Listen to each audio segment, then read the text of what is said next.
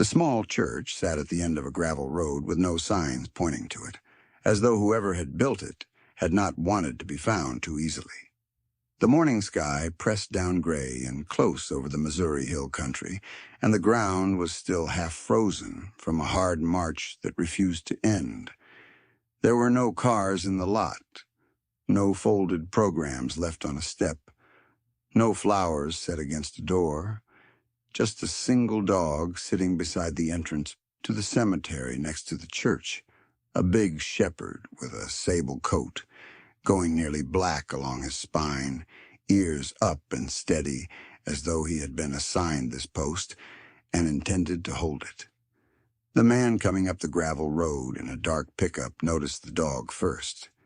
He noticed things in that order generally: animals before people, edges before centers, what was wrong before what was right. He had spent enough years in enough places where that particular habit kept him breathing. He slowed the truck, read the empty lot, the empty road, the empty chairs visible through the church's open side door, and then he read the dog again. He pulled in. If you find yourself holding on to a story like this one, consider staying close. There is more here than a funeral. There is a life that nearly went unmarked, and a man who could not let that stand.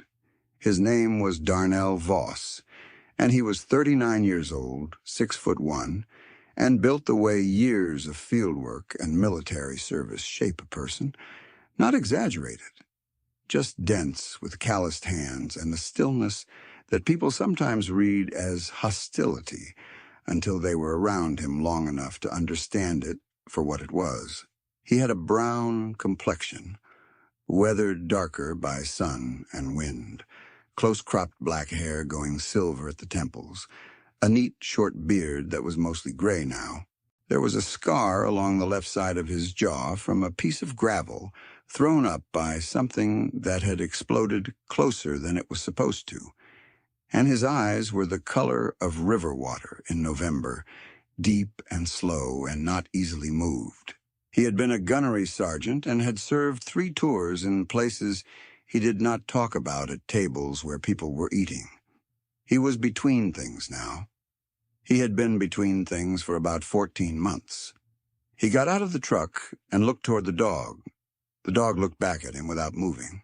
Brown eyes, alert, measuring, a worn leather collar, dark with age and no tag on it that Darnell could see. The dog's coat was thick and dark, sable black over the back and shoulders, with rust brown on the legs and chest and the underside of the jaw. Big animal, maybe 85 pounds, with the kind of square-chested working posture that spoke of training rather than luck. "Whose service?" Darnell said. He was not sure which of them he was asking. The dog did not answer, which was not unusual, and it did not move either, which told Darnell something. Whoever was in that ground, the dog considered itself responsible for the attending. Darnell walked to the cemetery gate. The plots were mostly old, sandstone markers worn smooth, iron fences rusted through in places. There was a fresh one at the back corner, a mound of turned red-brown clay that had not settled yet, and a small concrete marker that was brand new, white and raw-looking against all that old gray stone. A single arrangement of cut flowers rested against it, the cheap kind sold at a gas station, still in their plastic sleeve, and they had been there long enough to brown at the edges in the cold. He walked closer. The dog fell in beside him, not rushing him, just present. The marker read Howard Feather, 1941 to 2025. He kept his word. Darnell stood over it for a moment. He looked at the flowers, at the date, at the 5 words someone had chosen. He did not know Howard Feather. He had driven through this part of Missouri because the highway tired him, and back roads did not. He had not planned to stop. He had not planned to be in Missouri at all, particularly. But that was true of most of the places he had ended up in the past year. He looked at the dog. "Was he yours?" he said. The dog sat down beside the marker. That was answer enough.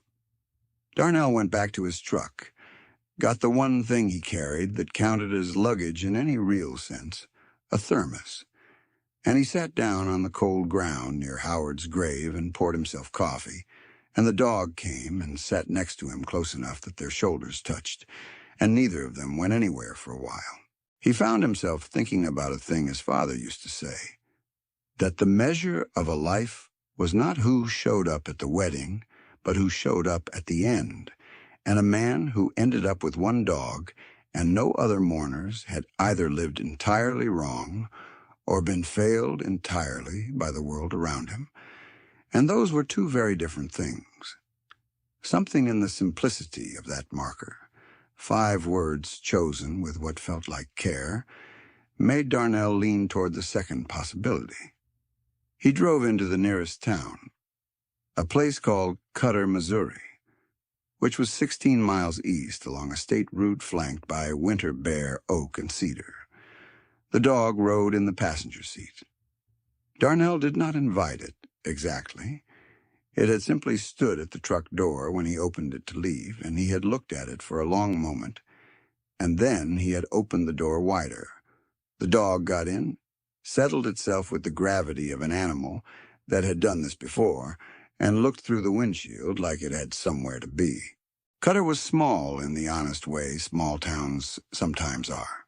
Not struggling to be something it was not, just worn into itself like an old boot.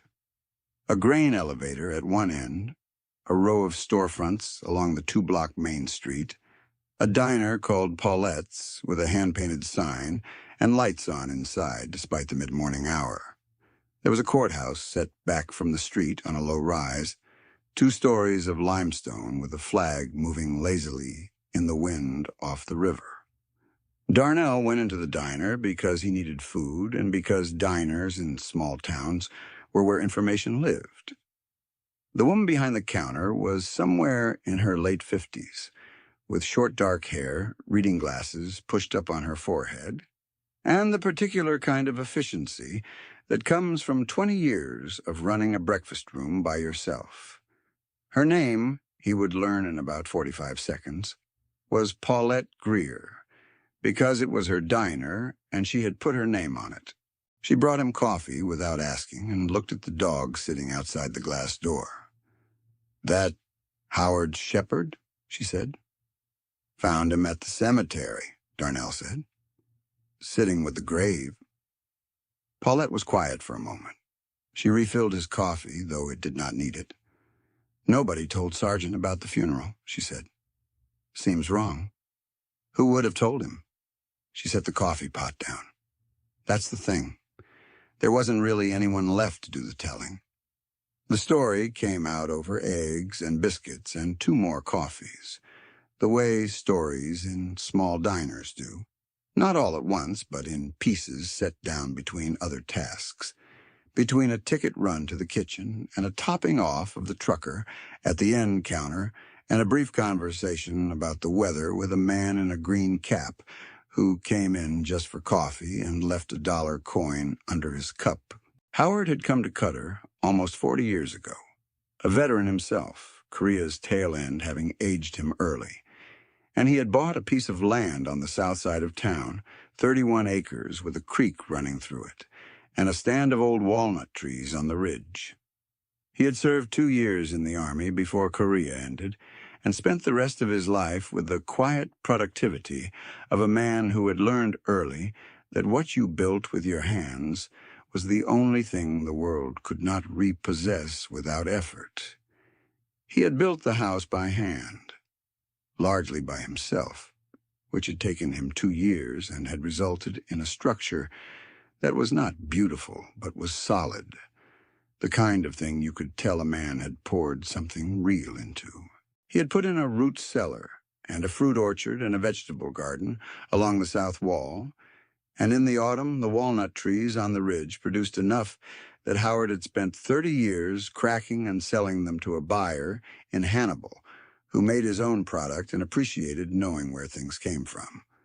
Helen had come with the second decade, She had been a schoolteacher from a town 20 miles west, a measured and perceptive woman who Paulette described as the kind of person who said exactly what she meant, and never less, and who had spent 30 years making the house on the 31 acres into something it could not have been without her. She had died 12 years ago of a heart condition she had carried quietly for most of her adult life, a condition her doctors had tracked and managed and ultimately could not stop. And Howard had been beside her when she went and had stayed in the house after because it was the only place he could imagine being. He had tried to raise a son there, too, a boy named Dale who had drifted west in his 20s and stopped calling sometime around 2009 and had not been in contact since, as far as Paulette knew. Howard had not talked about that in the diner, which meant it cost him something to think about. Howard had been 83 years old. He had lived on those 31 acres alone for 12 years. He had come into Paulette's diner every Tuesday and Thursday morning for most of those 12 years and ordered 2 eggs over medium, wheat toast, and black coffee. And he had always left a fair tip on a counter he had sat at so many times that he had a particular stool, third from the left, that was understood to be his even when it was not marked. He had been a quiet man who did not ask for things and did not appear to expect them either. And the last time Paulette had seen him, he had come in on a Tuesday in January and had his eggs and his coffee and had left $2 under the cup the way he always did, and had said on the way out that the cold was getting into his left knee something fierce. He had gotten sergeant from a family in the next county over about 6 years ago, a dog that had washed out of a working line program for being, in the assessment of the trainer who sold him, too attached to one person. Howard had considered this a recommendation rather than a flaw. He had told Paulette that a dog that knew how to commit was more useful than a dog that knew how to take orders. And Paulette had thought at the time that Howard was talking about something more than dogs. "What happened to the land?" Darnell said. Paulette looked at him over the counter. "That's the question, isn't it?" He drove out to the 31 acres that afternoon. The gate at the road was closed but not locked, and there was a notice tacked to it under a strip of tape, a legal document of some kind folded once. Darnell got out and read it without opening the gate. It was a notice of pending probate sale. The estate of Howard, deceased. Proceedings filed in Shelby County Probate Court. A company called Meridian Land Holdings, LLC, had filed a creditor claim against the estate for an amount the notice cited as $68,000, described as outstanding balance on a promissory note dated September 2021. Darnell read the amount again. He read the company name. He folded the notice back under the tape and stood there in the road. He had not planned to be here. He had planned to be passing through. He looked at Sargent, who was standing at the closed gate, looking through it toward the walnut ridge, and the dog's posture was not distressed exactly. It was the posture of an animal waiting to be let in to the place where it had always lived. "All right," Darnell said. He did not say it to anyone in particular. He went back to Paulette's. She did not seem surprised to see him. She poured him coffee before he sat down, which he had already come to understand was her version of a greeting. The diner was empty in the mid-afternoon, the trucker gone and the green-capped man gone, and Paulette sat on a stool behind the counter with her arms crossed and her reading glasses still on her forehead. "Meridian Land Holdings," Darnell said. She let out a breath through her nose. "You found the notice. $68,000 on a promissory note from 20 to 21. Howard was, what, 81 when he signed that? 81 and some months. Dale couldn't be found to contest it." She paused. "Or wouldn't. Who holds it? Who's Meridian?" "An LLC out of Kansas City. They've been buying up estates in this county for about 4 years. Parcels with no active heirs or heirs that can't afford to fight. You get an old person who needs a roof repair and the bank won't touch them. And someone from Meridian shows up with paperwork. Friendly paperwork, money in hand. She picked up a coffee cup, set it down without pouring it. Howard needed the furnace replaced in the winter of 21, $12,000. The note says $68,000. Darnell looked at her. Did he understand what he signed? I don't know. He was a sharp man. But he was 81, and it was December, and he'd been without heat for 3 weeks. Her voice stayed level, but her jaw did not. The rate on that note is 22%. By the time he died, on the $12,000 he borrowed, they say he owed $68,000. And the land is worth? $400,000, easy, maybe $5,000. Those walnut trees alone. Darnell sat with that for a moment. Outside, Sargent was visible through the glass door, sitting on the sidewalk, watching traffic with the patience of someone with nowhere better to be. Is there a courthouse here that's open tomorrow? He said. Until 4:30, Paulette said. He got a room at a motel 2 miles down the state route, and Sargent slept across the foot of the bed, and Darnell lay on his back in the dark, thinking about promissory notes and December furnaces, and a man who had built a house with his own hands over 2 years and then signed it away in an afternoon because he was cold and 81, and there was no one to call. He was at the courthouse when it opened. The clerk in the probate office was a young woman named Renata, maybe 26, with an organized desk and the slightly guarded manner of someone who dealt regularly with people who arrived at her window frustrated. Darnell was not frustrated. He was precise and quiet and asked for the Feather Estate file, and she found it without hesitation and set it on the counter, and he read through it standing at the window with his coffee in one hand.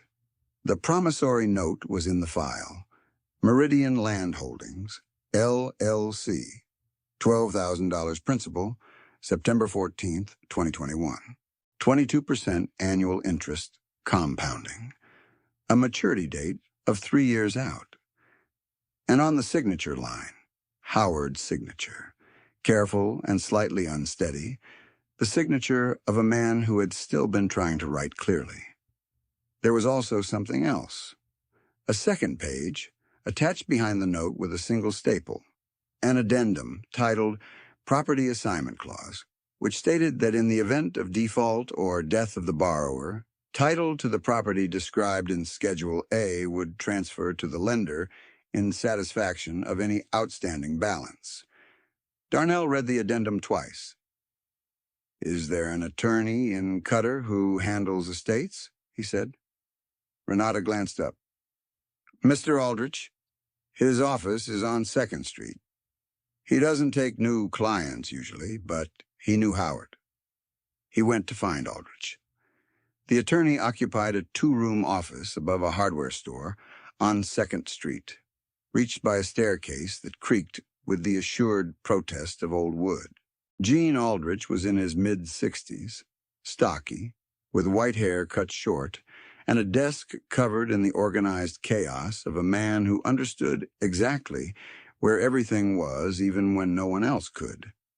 There were stacks of files on both chairs facing the desk, and Aldrich moved one of them to the windowsill without commenting on it, in the way of a man who moves stacks of files to places regularly and track their travels with no difficulty. He had a reading lamp on the desk that he had angled wrong, so the light hit him in the face slightly, and he did not appear to notice or care. He had a way of listening that was very still.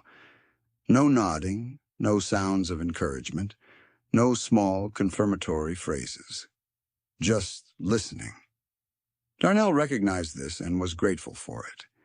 He laid out what he had read in the probate file, in order, without editorial. The note, the amount, the rate, the maturity date, and the addendum. Aldrich listened to all of it before he spoke, and when he spoke, it was without winding up. The property assignment clause, Aldrich said, is not standard. It's not illegal on its face in Missouri, but there are questions about whether it was disclosed properly and separately from the debt instrument itself. Whether Howard understood it was a separate grant of title interest rather than simply a note secured by the property. Does anyone have standing to contest it? Dale Feather, if he can be found, as the sole heir. Aldrich looked at his desk. I've been trying to reach him since Howard passed. The number I have is disconnected. The last address I had was Spokane, 2017. I've sent a certified letter. Nothing. What happens if Dale can't be found before the probate sale? Meridian files their claim as a creditor with a security interest in the property. The court reviews the note and the assignment clause, and if they find no standing objection on record, they approve the transfer. The land goes to satisfy the debt. He paused. $400,000 of land. Satisfy $68,000 in alleged debt on a $12,000 furnace loan. Alleged, Darnell said. Aldrich looked at him over his glasses. The glasses were round and slightly smudged, and he did not appear to clean them often. There are questions about the original disbursement I have not yet been able to answer. The $12,000 went somewhere. I am not certain it went to Howard. Outside the window of Aldrich's office, Darnell could see the roof of his truck in the street below and the tip of Sargent's ear over the edge of the door frame, where the window was cracked. The dog waited with the same quality of patience it had shown at the cemetery gate, which was not passivity. It was a different thing. It was readiness. Darnell said, "If someone found Dale, would you be able to file an objection to the sale?" "Before the probate hearing, which is April 11th. That is 33 days. Aldrich folded his hands on the desk. "If Dale can authorize me to act on behalf of the estate, I can file on the property clause on disclosure grounds. Whether that holds depends on what the court decides is adequate disclosure for a secondary instrument. It is an open question in Missouri case law, which is either encouraging or discouraging depending on your temperament. What about the money itself, whether the loan was legitimate to begin with? That requires evidence I don't currently have. If Howard kept records, if there's anything in writing about what the loan was actually for, what was represented to him, that changes the picture significantly." Darnell said, "He was a veteran. Veterans keep records." He left Aldrich's office and sat in his truck for a while with the window down and Sargent's head resting on the doorframe in the cold air. The dog's ears moved with the wind, but his eyes stayed steady, out at the street. Darnell thought about the signature on the note. He thought about the addendum, a separate page, a single staple, slipped behind the main document. He thought about a man in December with no heat and a furnace that had died and no one to call, and someone arriving with paperwork and a pen and a friendly expression and $12,000. He drove back out to the 31 acres.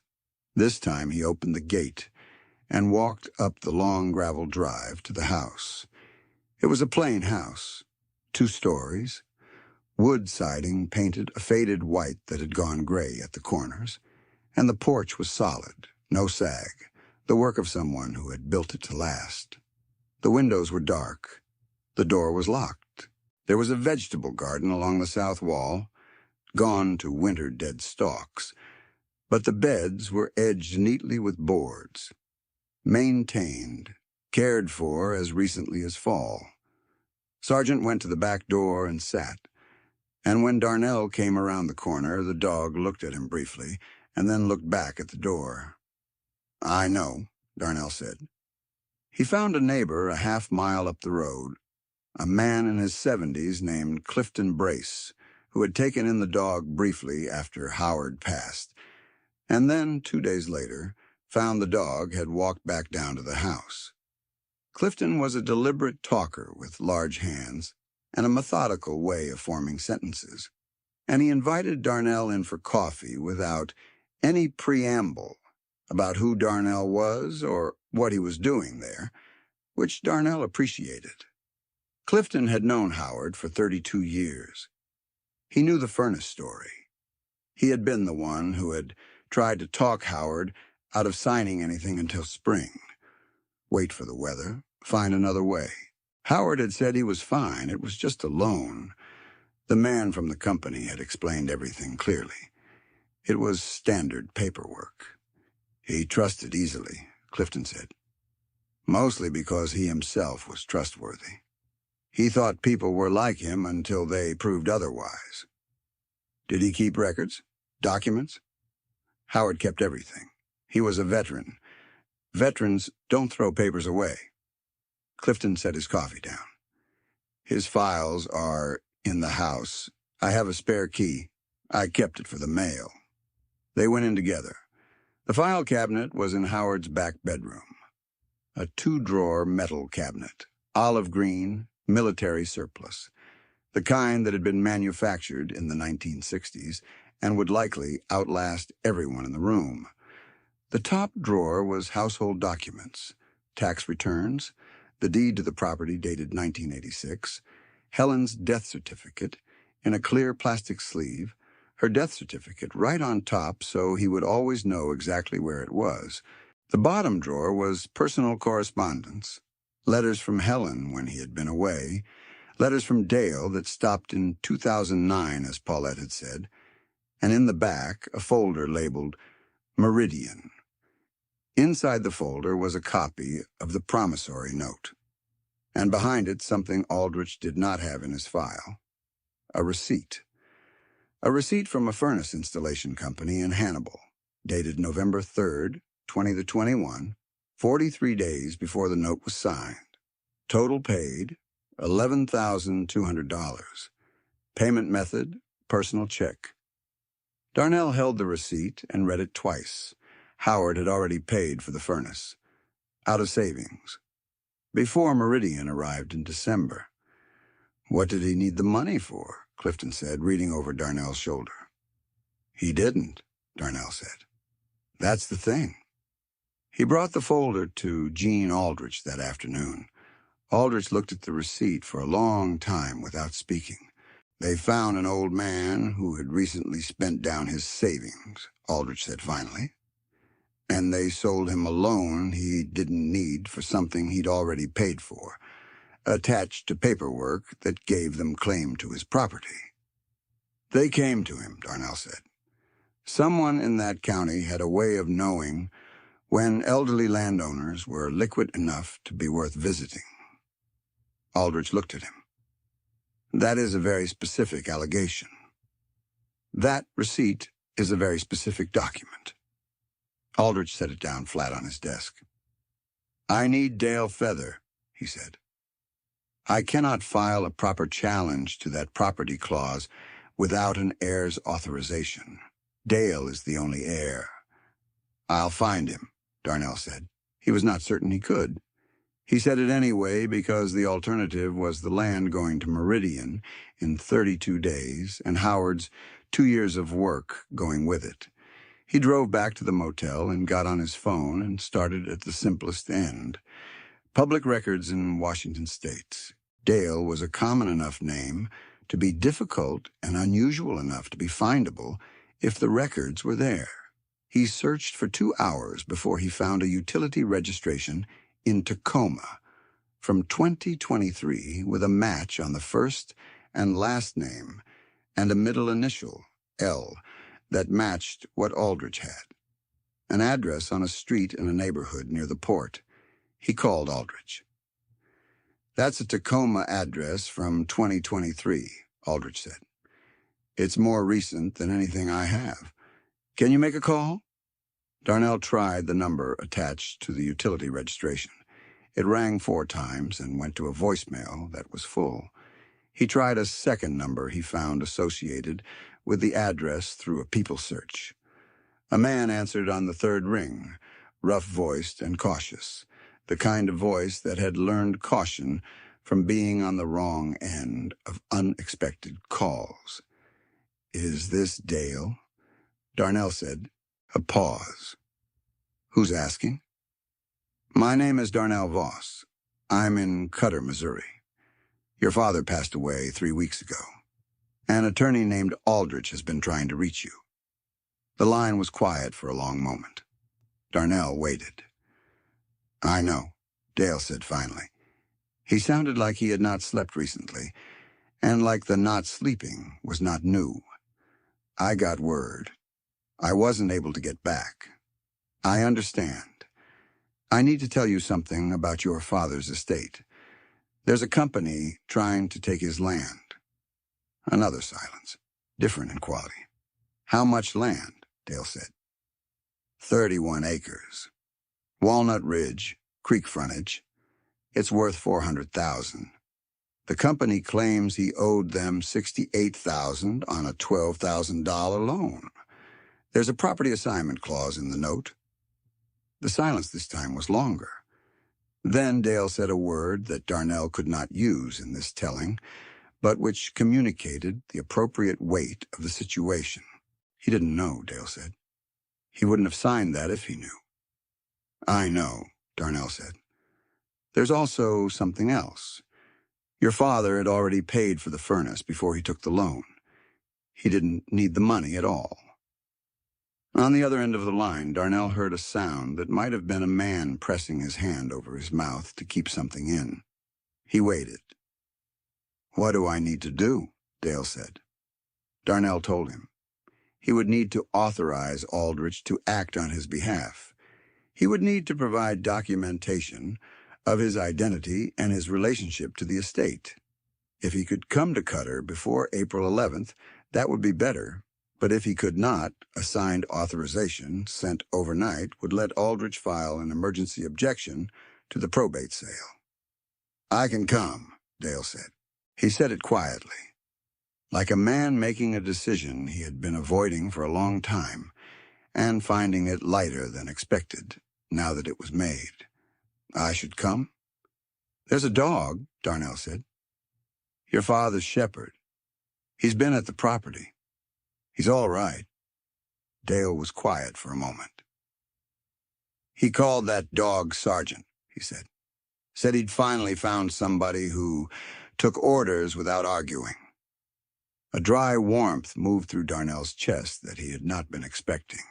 He did not say anything, but he looked across the motel room at Sergeant, who was lying along the wall with his head on his forepaws and his eyes half closed, and the dog opened his eyes and looked back as if aware he was being discussed.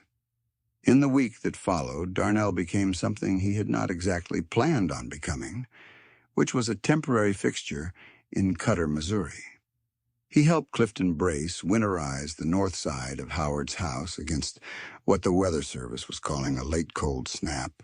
The two of them worked through a Tuesday afternoon, sealing the gap under the north foundation, where the old insulation had shifted, Clifton handing materials and Darnell on his knees in the crawl space, and they did not talk much while they worked, which suited them both.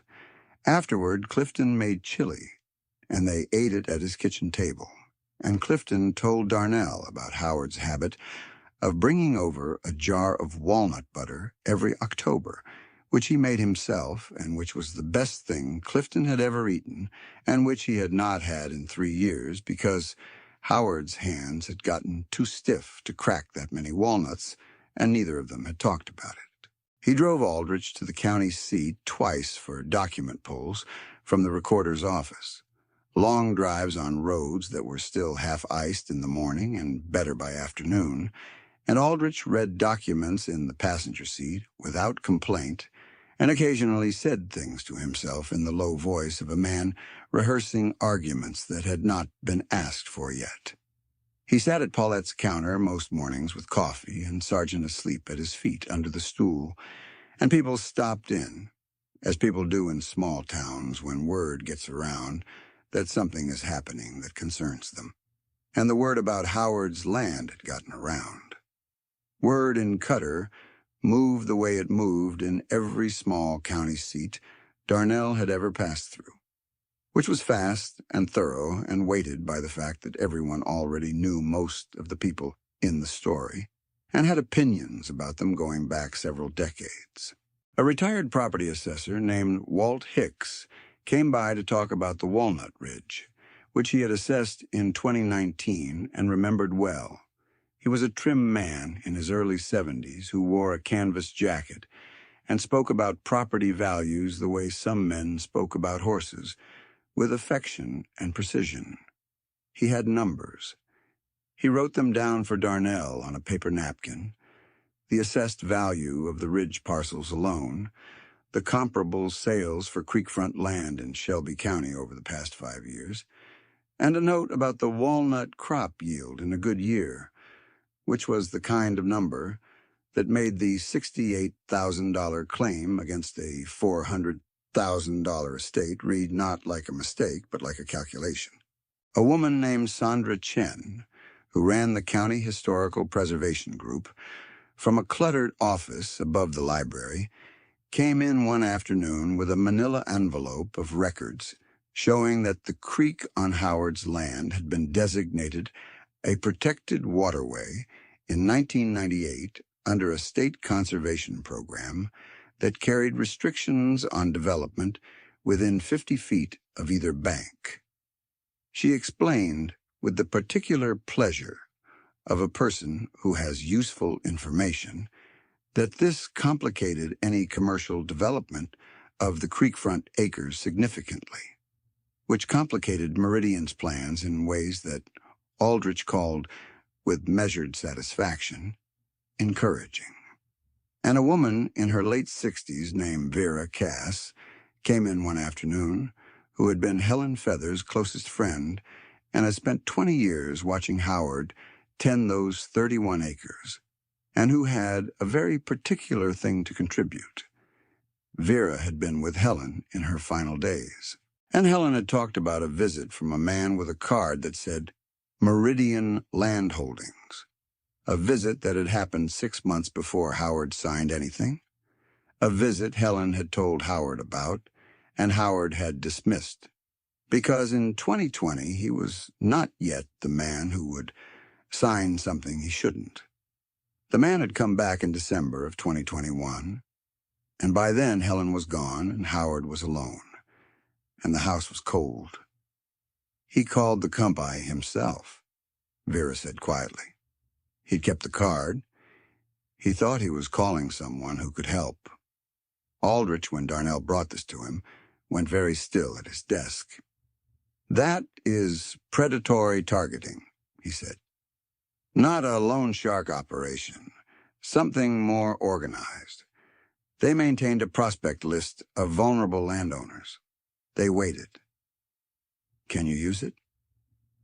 I can use it to build a pattern of conduct argument. I will need the card if Vera still has the card. She did. Helen had given it to her for safekeeping because Helen had not trusted it, and Vera had kept it in a kitchen drawer for 4 years, not knowing what to do with it. And now she knew. Dale arrived on a Wednesday afternoon, driving an 11-year-old truck that had been repaired more than it had been replaced. A man in his late 40s with his father's broad forehead, and the look of someone who had made a long drive on not much sleep.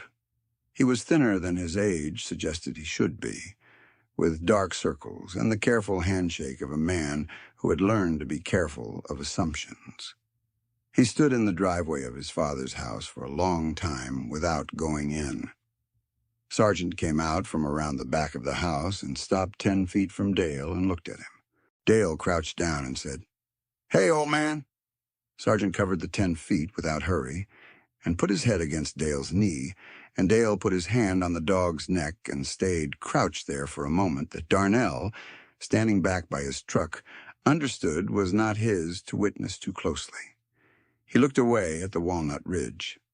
The probate hearing was on a Tuesday in the Limestone Courthouse. Aldrich had filed 3 separate objections in the 2 weeks prior: the fraudulent purpose argument grounded in the furnace receipt, the predatory targeting argument grounded in the card and Vera's statement, and a structural challenge to the property assignment clause itself based on disclosure requirements under Missouri lending law that Aldrich had identified with the help of a professor he knew at the University of Missouri's law school who had responded to a late-night email with more enthusiasm than might have been expected.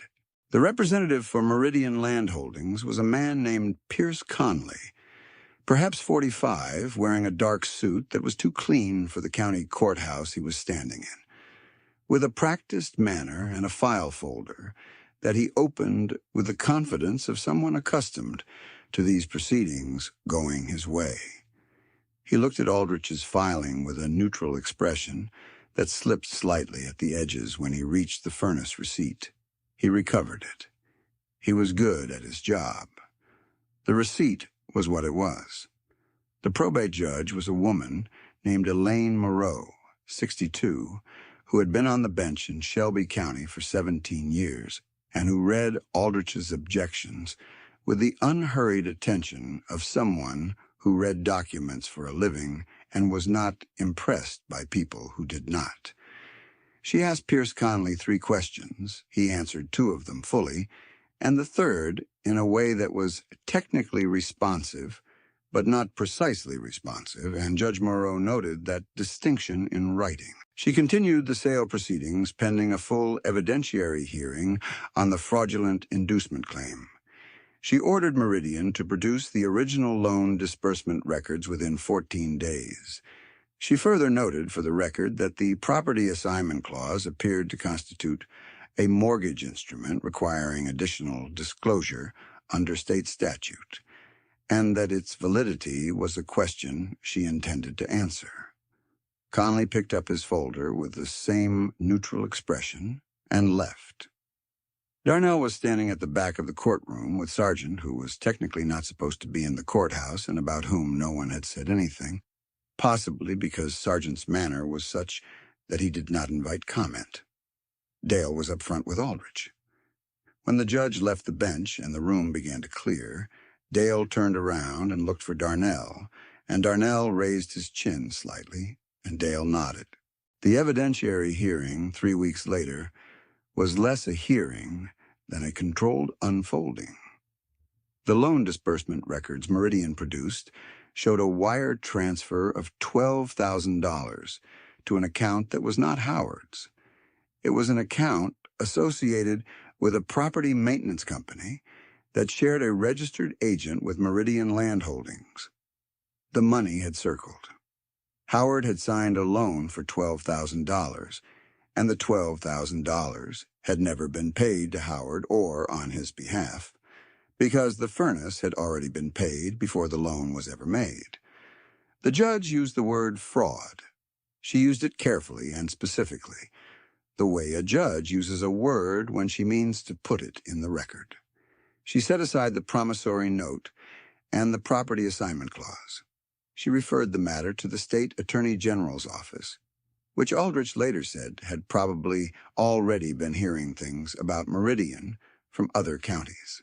Outside the courthouse, Clifton shook Darnell's hand in the way that men of a certain generation shake hands when they mean it, both hands, briefly.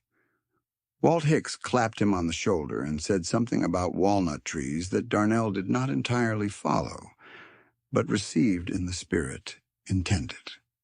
Vera Cass hugged Dale, which took Dale a moment to adjust to, and then he hugged her back. Dale and Darnell stood on the courthouse steps in the April sunlight that had finally begun to carry some warmth in it. The hills south of town were greening, barely, just a first suggestion of it along the tree lines where the ground had thawed first. "I want to ask you something," Dale said, "and I want you to feel free to say no." Darnell waited. "The house needs work. The garden needs planting. I have skills, but I've been a long time away from the land work." Dale looked out at the hills. "I don't know the first thing about raising walnut trees. And Sargent's taken to you." Darnell looked at Sargent, who was sitting between them on the step, looking out at the street below. "That's not a question yet," Darnell said. No, Dale said. It isn't. He paused. I was hoping you might stay a while. Help me put the place in order. My father built it to last. I'd like to see it last. Darnell was quiet for a moment. He had been between things for 14 months, which was a way of saying he had been between belonging and not belonging, and the not belonging had become a kind of motion, and the motion had become its own kind of rest. He had pulled off a gravel road because of a dog sitting at a cemetery gate.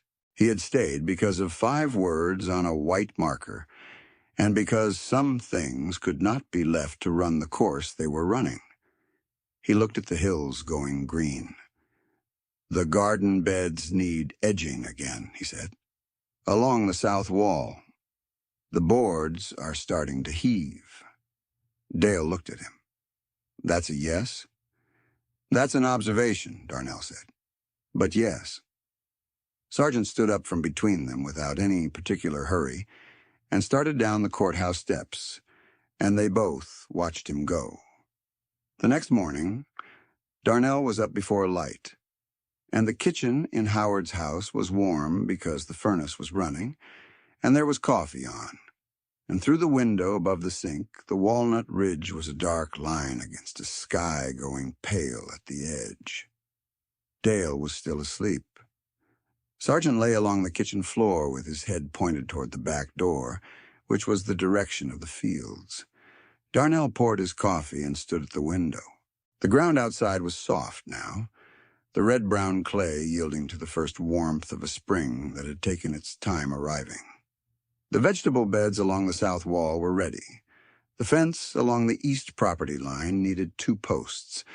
The front porch steps had a tread that flexed slightly and needed to be looked at before summer. There was work.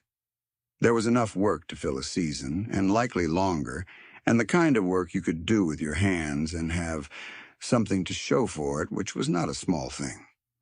He drank his coffee in the quiet of the kitchen, and Sargent's ears moved toward some sound in the yard that Darnell could not hear. And outside, the walnut ridge went from black to gray to a pale gold as the light found its way over the hills. And the light was the first honest warmth of the year, and it came in through the window and lay across the kitchen floor in a long stripe, and Sargent stretched one paw into it and was still. Some people come into a story sideways, not looking for what they find, just following a road that bends when they expected it to go straight.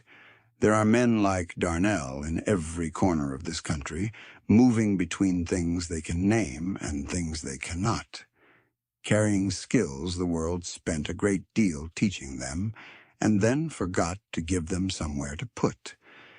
And there are graves like Howard's, marked with 5 words by someone who knew what mattered. And there are dogs who do not leave, even when everyone else does, who stay at the posts they were assigned and wait for someone to show up and ask the right question. The question is never complicated.